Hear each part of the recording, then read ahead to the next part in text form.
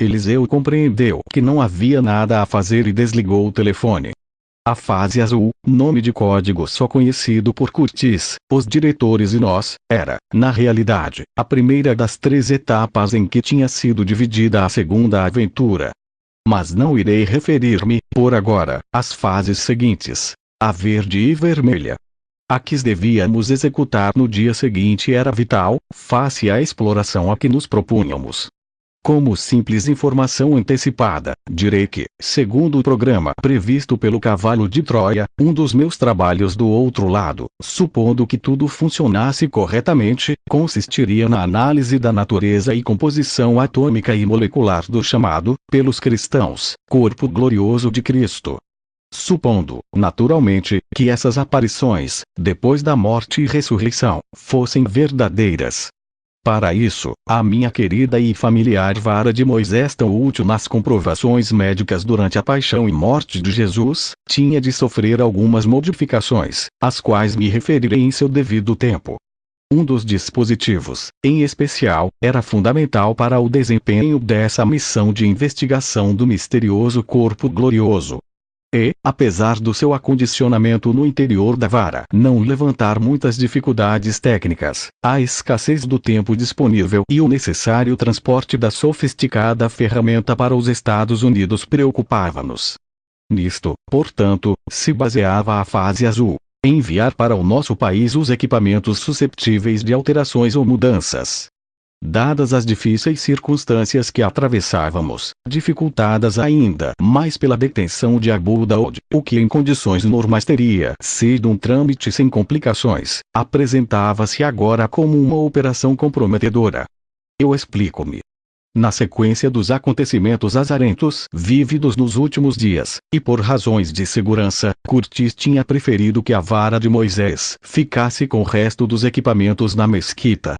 Agora, tinha de atirar de lá e, devidamente embalada e camuflada, transportá-la o mais segura e rapidamente possível para os Estados Unidos. Com os israelitas, em princípio, não parecia haver muitos problemas. O general, no decurso dos seus contatos com o Estado-Maior, tinha se encarregado de esclarecer que, face a uma segunda montagem da estação receptora de imagens, parte dos instrumentos tinha de ser revista e renovada pelos especialistas da USAF. Os israelitas compreenderam e aceitaram, oferecendo todo tipo de facilidades para o transporte. Mas a ameaça palestina contra o octógono da Ascensão obrigava à adoção de medidas complementares. Aí entrávamos nós, sempre de mãos dadas e convenientemente protegidos pelos astutos israelitas. O plano para a retirada da vara era perfeito e sem complicações aparentes. Na manhã seguinte, terça-feira, 20 de fevereiro, às 8 horas, um potente automóvel, um Subaru, de chapa amarela, com matrícula 22.552.84, parava em frente da porta do hotel. Eliseu e eu, de acordo com o estabelecido, ocupamos os bancos de trás e o automóvel arrancou sem perder um segundo. Ao volante e no banco do lado, silenciosos como múmias, viajavam 2 indivíduos absolutamente desconhecidos para nós. Vestiam-se à maneira árabe, com os respectivos aba ou albornozes de lã castanho escuras e lenços aos quadradinhos brancos e vermelhos na cabeça, seguros com 2 voltas de um grosso cordão negro. Um deles, o que conduzia, a julgar pelo bigode, pera e pele escura, devia ser um muçulmano autêntico. Talvez um beduíno. O outro, pelo contrário, mais novo, branco, de nariz proeminente e olhos claros, apresentava características muito típicas dos Sabrazum. Ambos deviam ser, sem sombra de dúvida, membros do exército israelita ou, isso nunca o soubemos, talvez de algum dos serviços secretos de Israel. Mas o importante é que estavam ali para nos ajudar. 20 minutos depois, o Subaru estacionava em frente do restaurante Tetent. Os controles montados pelos soldados israelitas em redor da Mesquita da Ascensão, situada a 20 metros do referido restaurante, impediam a passagem de qualquer veículo não autorizado. E o nosso, ao que parecia, também não estava. Estranhei aquilo. Horas depois, Curtis explicou-nos o porquê de tão anômala e, até certo ponto, absurda situação. Assim que saímos do carro, o árabe de pele branca dirigiu-se ao oficial responsável, mostrando-lhe um documento do qual apenas consegui decifrar algumas palavras em inglês. O resto estava escrito em caracteres orientais. E de repente comecei a perceber. Aquele organismo oficial, Santa Custódia, deu-me uma ideia do que tinha tramado as altas esferas. Desde o início dos trabalhos de restauração dos supostamente danificados alicerces do octógono, os membros da Santa Custódia dos lugares sagrados, responsáveis também pela mesquita, vinham controlando o trabalho dos arqueólogos e especialistas. Aquela visita, por conseguinte, podia ser interpretada como uma rotineira ronda de inspeção por qualquer hipotético observador do recinto. O que desconhecíamos, então, era que o tenente que se encarregara do documento estava a par da manobra e, obviamente, da verdadeira identidade dos nossos acompanhantes. Isto explicava por que em tão delicados momentos, com a ameaça de um atentado palestino, o oficial israelita nos dava tão pouca atenção. Depois de simular que revistava nossa roupa, deu ordem para que nos acompanhassem até o muro que rodeia a capela. Os supostos árabes foram à nossa frente. Uma vez no interior, fecharam a pequena porta metálica, fazendo-nos um sinal para que avançássemos.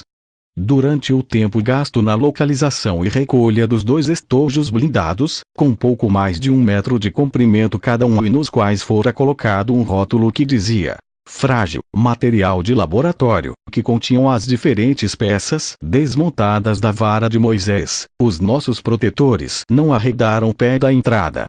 Assim são chamados os nascidos em Israel. Sabra o nome do fruto da figueira da Índia, muito abundante naquele país. Tal como os sabrás repletos de espinhos por fora, mas doces por dentro, os israelitas, à primeira vista, são duros. Quando os conhecemos, vemos que são afáveis e agradáveis como o fruto da figueira da Índia. Às 9 horas, uma vez arrumada a carga no porta-bagagens do carro, este partia a toda a velocidade na direção norte. 20 minutos depois, no aeroporto de Jerusalém, um helicóptero da Força Aérea Israelita levava-nos para Tel Aviv. Às 10 horas e 5 minutos, depois de 16 minutos de voo, aterrissávamos na zona militar do Aeroporto Internacional de Lod. Ali, no fim da pista, esperava-nos, sorridente, o general Curtis. Ele próprio tomou conta das caixas metálicas, confiando a sua custódia aos 2 membros do cavalo de Troia que deveriam levá-las para a base Edwards, nos Estados Unidos. No meio da manhã, um voo regular da TWA descolava, via Roma com nosso precioso equipamento. A fase azul estava quase concluída. Bastante mais calmos, de regresso a Jerusalém, a velha raposa quis saber como terminar a nossa visita à Mesquita da Ascensão. Quando lhe perguntei por que o Subaru não ia já com a devida autorização para estacionar na praça, simplificando assim as coisas, Curtis fez-nos a seguinte observação. A farsa, preparada de fato, pelos serviços secretos israelitas, tinha um objetivo primordial. Despistar os possíveis informantes da guerrilha palestina, muito atenta, segundo o Mossad, a todos os movimentos dentro e fora da mesquita. Neste sentido, a sutileza israelita tinha chegado ao extremo de utilizar um automóvel semelhante ao do árabe encarregado de vender os souvenirs no escuro interior do octógono, falsificando até a matrícula. Em resumo, dada a estreita ligação deste muçulmano, cuja identidade silêncio por razões óbvias, com a Santa Custódia, o serviço secreto aconselhou a substituir, para esta missão, o encarregado da mesquita, com automóvel e tudo. Se o resgate da vara, concluiu o general, tivesse sido efetuado às claras pelo exército israelita ou pelo pessoal norte-americano, o seu transporte estaria permanentemente ameaçado. O Mossad avisou com toda a clareza, não se responsabilizando pela segurança dos instrumentos se não acatassem o seu plano e os seus métodos. Uma vez concluídas estas explicações, Curtis não fez mais comentários, apesar da nossa insistência. O resto dos 62 quilômetros que separam Tel Aviv de Jerusalém foi feito num profundo silêncio. Sabíamos que o general estava na posse de mais informações. mas respeitamos o seu silêncio, embora impacientes, isso sim, por conhecermos o desenlace da missão. Aquilo era novo. Curtis olhou para nós, divertido, mas não disse nada. Quando finalmente nos sentamos no quarto de Eliseu, o general, referindo-se aos 3 homens à paisana que havíamos cumprimentado no corredor, junto às portas dos nossos respectivos quartos, esclareceu: "Não se assustem. São coisas da embaixada. Lá embaixo, no hall, só para que tenha conhecimento, há mais." Era a primeira vez que se tomavam medidas de segurança tão excepcionais e, francamente, ficamos alarmados. Evidentemente, alguma coisa não estava correndo bem.